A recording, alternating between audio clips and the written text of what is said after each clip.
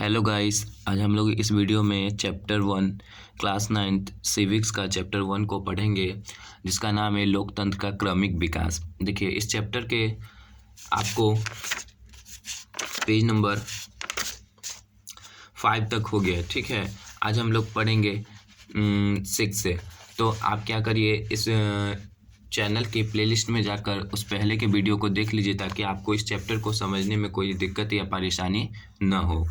चलिए, आज हम लोग को शुरू करना है लोकतंत्र की विशेषताएं, यानी लोकतंत्र में क्या विशेषताएं हैं। इससे पहले की वीडियो में हमने चिली और पोलैंड के बारे में जाना, समझा कि वहाँ पर कैसे लोकतंत्र के लोगों ने, वहाँ के लोगों ने संघर्ष किया। हमने अभी तक चिली एवं पोलैंड में लोकतंत्र की स्थापना संबंधी घटनाओं को देखा। देखिए, चिली की राजधानी क्या है, सैंटियागो, और पोलैंड की राजधानी क्या है, वारसा। हमने देखा कि चिली में आइंदे की लोकतांत्रिक सरकार आम जनता के बीच लोकप्रिय थी। कौन सी सरकार, चिली में आइंदे की सरकार। लेकिन जब पिनोशे की सरकार आई तो क्या लोगों ने पसंद नहीं किया, क्योंकि इस सरकार ने आम लोगों की भलाई के लिए कई सुधारात्मक कार्य चलाया था। आइंदे 11 सितंबर 1973 में तख्तापलट के बाद सरकार अलोकतांत्रिक थी, जिसका उद्देश्य अमीरों के हित की साधना थी। पुनः 1988 में जनमत संग्रह के बाद चिली में क्या हुआ, लोकतंत्र की स्थापना। वहाँ के लोगों ने क्या फिर से लोकतंत्र लाया। 1980 के दशक की पोलैंड की साम्यवादी सरकार अलोकतांत्रिक थी, जिसका नेतृत्व निरंकुश शासक जारूजेलेस्की कर रहा था। यह सरकार तो ये कहा कि जारूजेलेस्की सरकार थी पोलैंड की। यह सरकार जनता में अलोकप्रिय थी। कौन, जारूजेलेस्की की सरकार। लेकिन 1990 में लेक वालेसा के नेतृत्व में बनी पोलैंड की सरकार पूर्व की सरकार की तुलना में इस अर्थ में भिन्न थी। यह एक निर्वाचित सरकार थी, यानी चुना गया था। किसको, लेक वालेसा को। कहाँ, पोलैंड में चुना गया था। लेक वालेसा को क्या, निर्वाचित यानी चुना गया था। बच्चों, आओ हम इन सभी सरकारों की आपस में तुलना करें। सबसे पहले दो अलोकतांत्रिक सरकारों की तुलना करें, यानी जहां लोकतंत्र नहीं था। तो चिली में पिनोशे शासन, और पोलैंड की साम्यवादी शासन में निम्नलिखित अंतर था। चिली में सैनिक शासन था, जबकि पोलैंड में एक पार्टी का शासन था। देखिए, दोनों में क्या है, दोनों अलोकतांत्रिक है। पोलैंड के साम्यवादी सरकार यह दावा कर रही थी कि वो पोलैंड के मजदूर वर्ग की ओर से शासन चला रही है। चिली के शासक पिनोशे का एक ऐसा कोई दावा नहीं बनता था। जहां पोलैंड का शासन किसी विशेष मजदूर संगठन के अधिनायकवाद का उदाहरण था, वहां चिली का शासन सैनिक अधिनायकवाद का। इन असमानताओं के बावजूद दोनों में कुछ निम्नलिखित समानताएं भी देखिए, दोनों देशों में शासकों का चुनाव जनता अपनी इच्छा से नहीं कर सकती थी। पोलैंड और चिली में, दोनों ही देशों में जनता को सरकार के समक्ष अपने विचार व्यक्त करने, संगठन बनाने, विरोध करने तथा राजनीतिक गतिविधियों में भाग लेने की वास्तविक स्वतंत्रता नहीं थी। आइए अब हम तीन लोकतांत्रिक सरकारों, चिली के आइंदे सरकार, पोलैंड की लेक वालेसा सरकार और चिली की मिशेल सरकार की समान विशेषताओं का विश्लेषण करें। तीनों सरकारों का चुनाव देश की जनता द्वारा हुई थी। बिना चुने हुए नेता या बाहर से संचालित शक्तियां या फौज शासन नहीं चला रही थी। नागरिकों को विभिन्न प्रकार की बुनियादी राजनीतिक स्वतंत्रता हासिल थी। आइए हम उपरोक्त विवरण के आधार पर लोकतंत्र की कुछ समान विशेषताएं की पहचान करें। तो आपको एग्जाम में आएगा कि लोकतंत्र की 4 विशेषताएं लिखे। ठीक है, तो ये वेरी इंपॉर्टेंट है, वेरी इंपॉर्टेंट। देखिए, लोकतंत्र में यह व्यवस्था रहती है कि लोग अपनी मर्जी की सरकार चुने, अपने पसंद की सरकार चुनती है। लोकतंत्र में ये ऐसा रहता है। इसमें लोकतंत्र में सिर्फ लोगों द्वारा चुने गए नेताओं को ही देश पर शासन करने का अधिकार है। जनता जिसको चुनेगी अपनी मर्जी से, वही क्या करेगी, देश को चलाएगी। लोकतंत्र में लोगों को अभिव्यक्ति की स्वतंत्रता होती है। लोकतांत्रिक देशों में लोगों को विरोध करने की आज़ादी होती है। ठीक है, अगर वो सरकार का कोई काम अच्छा नहीं लगा तो क्या वो विरोध भी कर सकती है, ऐसी आज़ादी होती है। कहाँ, लोकतंत्र में। लोगों को संगठन बनाने का भी अधिकार होता है, लोग ग्रुप भी बना सकता है। चलिए, इस अध्याय 2 में इन प्रश्नों पर दोबारा आएंगे और लोकतंत्र की एक सरल परिभाषा बनाएंगे। ऊपर के कथाओं को पढ़ने के बाद हम निम्न निष्कर्ष पर पहुंचते हैं। लोकतंत्र की बहाली, लोकतंत्र के सामने उठती चुनौतियां तथा लोकतंत्र की पुनर्स्थापना हेतु लोगों ने काफ़ी संघर्ष किया। ये हम लोग पढ़े इस चैप्टर में। कई देशों में लोकतंत्र की बहाली के बाद सैनिक तख्तापलट हुआ और देश में सैनिक तानाशाही की स्थापना हुई। सैनिक तख्तापलट का मतलब जब सैनिक क्या करती है, किसी देश की सरकार को हटाने के लिए मजबूर हो जाती है, ठीक है। और फिर क्या करती है कि सैनिक अपने हाथ में शासन ले लेती है, देश को चलाने लगती है। तो इसे क्या कहते हैं? सैनिक तख्ता पलट। पुनः लंबे संघर्ष के बाद लोकतंत्र की पुनर्स्थापना हुई। ऐसा पाकिस्तान में होता है, सैनिक तख्ता पलट वहाँ के सैनिक कर देते हैं। आइए हम लोकतंत्र की मूल विशेषताओं जिनका उल्लेख पहले किया गया था उनके आधार पर दुनिया के विभिन्न देशों में लोकतांत्रिक व्यवस्था की पहचान करें। ये सारी स्थितियां नीचे अंकित नक्शों में साफ दिखाई देती है। लंबे नक्शे में 1950 तक लोकतांत्रिक शासन वाले देशों को दर्शाया गया है। सन 1975 तक दुनिया के कई औपनिवेशिक देशों को तो स्वतंत्रता मिली थी। इन देशों को 1975 वाले दूसरे नक्शे में दर्शाया गया है। इसी तरह आगे बढ़ते तीसरे नक्शे में सन 2000 तक वैसे देशों को दर्शाया गया है जहां 21वीं सदी की शुरुआत में लोकतंत्र की स्थापना की जाए। तो इस मैप के माध्यम से क्या पता चला है कि जो क्या है, लोकतांत्रिक देश है, ठीक है। मतलब इतना जो कलर किया है वो क्या है? लोकतांत्रिक, यहाँ लोकतंत्र की सरकार है, ठीक है। देखिए बहुत कम ही है। कब? 1900 से 1950 के बीच का है ये आंकड़ा। 2000 आते आते कई देशों में क्या हुआ? लोकतंत्र व्यवस्था आ गया, ठीक है। लोकतंत्र लोकप्रिय होते गया धीरे धीरे। ऊपर के नक्शों को देखकर हमारे मन में कुछ प्रश्न उत्पन्न होते हैं। 20वीं सदी में लोकतंत्र की यात्रा कैसी रही? यह विस्तार कब हुआ और किन क्षेत्रों में हुआ? क्या पूरी 20वीं सदी में लोकतंत्र का विकास हुआ? क्या हम यह कह सकते हैं कि लोकतंत्र का विस्तार दुनिया के सभी देशों में एक समान नहीं हुआ? क्या आज भी दुनिया के काफ़ी बड़े हिस्सों में लोकतंत्र नहीं है? तो देखिए काफ़ी बड़े हिस्सों में तो नहीं, लेकिन ज़्यादातर अभी विश्व क्या ज़्यादातर हिस्सों में क्या है? ज़्यादातर देशों में लोकतंत्र है, लेकिन कुछ देशों में अभी भी लोकतांत्रिक व्यवस्था नहीं है। जैसे कि आपको बता देना चाहते हैं कि रूस, उत्तर कोरिया, चीन, सऊदी अरब, कतर, कुवैत, ये सब में क्या अभी भी लोकतंत्र नहीं है। चीन, रूस में ये एक ही पार्टी है, बताइए। उत्तर कोरिया में एक ही पार्टी है। आओ हम इन सारे प्रश्नों के उत्तर एवं अपने संशयों का समाधान लोकतंत्र के विस्तार के विभिन्न चरण नामक उपशीर्षक में ढूंढे। लोकतंत्र के विस्तार के विभिन्न चरण। आइए हम सब पहले प्राचीन भारत के कुछ क्षेत्रों में स्थापित लोकतांत्रिक व्यवस्था का अवलोकन करते हैं। यानी पहले का, प्राचीन यानी पहले।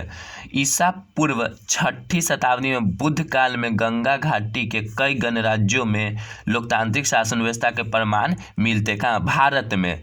इन गणराज्यों में कपिल वस्तु का शाक्य, सुभार पर्वत के भागों का प्रांत, अलकंप का बूली, केरुपुत्र के कलाम, रामग्राम, कुशीनारा का मल्लल, पिपली वन के मौर्य, वैशाली के लिच्छवी, मिथिला के विदे आदि शामिल थे। गणराज्यों में शामिल का प्रधान एक क्या होता था? निर्वाचित पदाधिकारी होता था जिसे राजा कहा जाता था। तो क्या होता था कि लोग अपने में से ही एक को राजा चुनता था। राज्य की वास्तविक शक्ति एक केंद्रीय समिति के पास थी जिसमें जनता के प्रतिनिधि होते थे।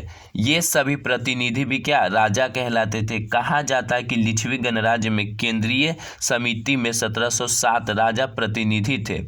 प्रत्येक राजा के अधीन एक उपराजा, सेनापति तथा भंडारिक आदि पदाधिकारी होते थे। यानी राजा की मदद करने के लिए। राजा तो एक है तो वो तो सारा काम कर नहीं पाएगा। सभी प्रकार के निर्णय बहुमत से होता था, यानी कि सब वोटिंग करके। इस प्रकार हम इस निष्कर्ष पर पहुंचते हैं कि बुद्धकालीन गणराज्यों में शासकों का चुनाव होता था। आइए अब हम आधुनिक विश्व में लोकतंत्र के विस्तार के विभिन्न चरणों का अवलोकन करते हैं। देखिए प्रारंभिक चरण। आधुनिक विश्व में 1789 ईस्वी में फ्रांसीसी क्रांति की लोकतंत्र के साथ विस्तार की शुरुआत होती है। देखिए वेरी इंपॉर्टेंट क्वेश्चन यहाँ पर आया कि फ्रांस की क्रांति कब हुई है? फ्रांसीसी क्रांति कब हुई? 1789 में। फ्रांस की क्रांति कब हुई? तो फ्रांस की क्रांति आपका 1789 में हुआ। कब हुआ? 1789 में फ्रांस में हुआ। कहेगा कि फ्रांस की क्रांति के समय वहाँ का राजा कौन था? तो फ्रांस की क्रांति के समय वहाँ का राजा लुई 16वां था। कौन था? लुई 16वां था वहाँ, जो निरंकुश शासक था, ठीक है। इसे जनता से कोई मतलब ही नहीं थी लुई 16वां को। और इसकी पत्नी भी बहुत खर्चीली थी, मेरी अंतोनेट, लुई 16वां की पत्नी। इस क्रांति ने लोकतंत्र के 3 तत्वों को स्थापित किया: स्वतंत्रता, समानता एवं भ्रातृत्व। किसका देन है? फ्रांस की क्रांति। लेकिन फ्रांस के जन विद्रोह ने, यानी लोगों के विद्रोह ने अस्थायी और पक्के लोकतंत्र की स्थापना नहीं की थी, क्योंकि फ्रांस के शासकों ने कई बार क्या किया? लोकतंत्र को उखाड़ फेंका। परंतु फ्रांस में बार बार लोकतंत्र स्थापित हुई। फ्रांस के 1789 की क्रांति का संदेश संसार के कई देशों में फैल गया। इससे कई देश प्रभावित हुए किससे? फ्रांस की क्रांति से। इस जन विद्रोह ने यूरोप में जगह जगह लोकतंत्र के लिए संघर्षों की प्रेरणा दी। देखिए, फ्रांस की राजधानी पेरिस है और फ्रांस किस महादेश में है? यूरोप महादेश में स्थित है। ब्रिटेन में लोकतंत्र फ्रांसीसी क्रांति के पहले ही कदम रख चुका था, लेकिन यहाँ इसकी प्रगति बहुत धीमी थी। कहाँ? इंग्लैंड यानी कि ब्रिटेन, इसी को इंग्लैंड कहते हैं। और ब्रिटेन की राजधानी क्या हो गई? लंदन। ब्रिटेन लगभग विश्व के विभिन्न देशों पर यह शासन किया, भारत, अमेरिका, बहुत सारे देशों पर। ब्रिटेन में 1688 की गौरवपूर्ण क्रांति के बाद लोकतंत्र ने धीरे धीरे अपने पैर जमाने शुरू किए। अब देखिए, इंग्लैंड में ये गौरवपूर्ण क्रांति कब हुई? 1688 में। ब्रिटेन में गौरवपूर्ण क्रांति का 1688 में हुआ। इसे रक्तहीन क्रांति भी कहा जाता है। रक्तहीन क्रांति किसको? गौरवपूर्ण क्रांति को कहा जाता है, क्योंकि इसमें शांतिपूर्वक ये क्रांति हुआ था। ठीक है, किसी का भी खून नहीं बहा था, रक्त नहीं बहा था, और ये धार्मिक और राजनीतिक से संबंधित था। धार्मिक और राजनीति से संबंधित था इंग्लैंड का ये गौरवपूर्ण क्रांति जो 1688 में हुआ था। यहाँ कुछ ऐसी राजनीतिक घटनाएं घटी जिनसे राजशाही और सामंत वर्ग की शक्तियाँ कम होने लगी और जनता को कई अधिकार प्राप्त हुए। संयुक्त राज्य अमेरिका में पहले ब्रिटेन का शासन था। देखिए, संयुक्त राज्य अमेरिका जो अभी विश्व का सबसे शक्तिशाली देश है, उस पर भी क्या? ब्रिटेन का शासन था। 18वीं शताब्दी के उत्तरार्ध इस देश में ब्रिटिश हुकूमत के विरुद्ध संघर्ष शुरू हुआ। अमेरिका में इसे अमेरिका का स्वतंत्रता संग्राम कहते हैं। यह आपको हिस्ट्री में पढ़ना है। अमेरिका का स्वतंत्रता संग्राम पूरा एक चैप्टर है। 1776 में अमेरिकी नागरिकों ने ब्रिटिश हुकूमत को उखाड़ फेंका और अमेरिका स्वतंत्र हो गया। तो पूछेगा कि अमेरिका आज़ाद कब हुआ? 1776 में। आपको कमेंट करके बताना है कि हमारा देश भारत कब आज़ाद हुआ। सभी उपनिवेशों ने आपसी सहयोग से संयुक्त राज्य अमेरिका का गठन किया। अमेरिका में 1789 में एक लोकतांत्रिक संविधान को लागू किया गया और आज भी इसी संविधान के अनुसार लोकतंत्र की शासन व्यवस्था का संचालन किया जा रहा है। यद्यपि 19वीं शताब्दी में लोकतंत्र के लिए संघर्ष हुआ और इसमें प्रगति भी हुई, परंतु यह संघर्ष नागरिकों की राजनीतिक समानता, लोगों की स्वतंत्रता तथा न्यायिक निष्पक्षता जैसे मूल्यों की प्राप्ति तक ही सीमित रहा। अभी भी सार्वभौम वयस्क मताधिकार जनता को प्राप्त नहीं है। 1900 ईस्वी तक न्यूजीलैंड को छोड़कर किसी देश में जनता को सार्वभौमिक वयस्क मताधिकार प्राप्त नहीं था। न्यूजीलैंड में 1893 में ही जनता को वे सार्वजनिक वयस्क मताधिकार प्राप्त हो गया। कब? उन्हें 1893 में। कुछ देशों में मताधिकार उन्हीं को प्राप्त था जिनके पास निजी संपत्ति थी, यानी धन। अमेरिका में आम महिलाओं के साथ अश्वेत पुरुषों को भी मताधिकार मिला। इस तरह अभी भी देखिए, कहेगा कि अमेरिका के प्रथम राष्ट्रपति कौन चुने गए थे या कौन बने थे? तो जॉर्ज वॉशिंगटन बने थे। और अमेरिका के वर्तमान राष्ट्रपति जो बाइडेन है। इस तरह अभी भी लोकतंत्र की स्थापना हेतु संघर्ष की जरूरत थी। अब लोग सभी वयस्क, चाहे वह महिला हो अथवा पुरुष, चाहे वह गरीब हो या अमीर, और चाहे वह श्वेत हो या अश्वेत हो, अश्वेत का मतलब काले लोग, को मताधिकार प्राप्ति हेतु संघर्ष करने लगे। अभी तक इतना तो निश्चित हो चुका था कि यूरोप, उत्तरी और दक्षिणी अमेरिका में आधुनिक लोकतंत्र की स्थापना को प्रारंभिक प्राप्ति हेतु संघर्ष करने लगे। अभी तक इतना तो निश्चित हो चुका था कि यूरोप, उत्तरी और दक्षिणी अमेरिका में आधुनिक लोकतंत्र की स्थापना का प्रारंभिक चरण पूरा हो चुका था। इन देशों में बड़ी संख्या में लोगों ने अपनी मर्जी से सरकार का चयन किया। यद्यपि चुनाव में भाग लेने वाले अधिकांश पुरुष ही होते थे।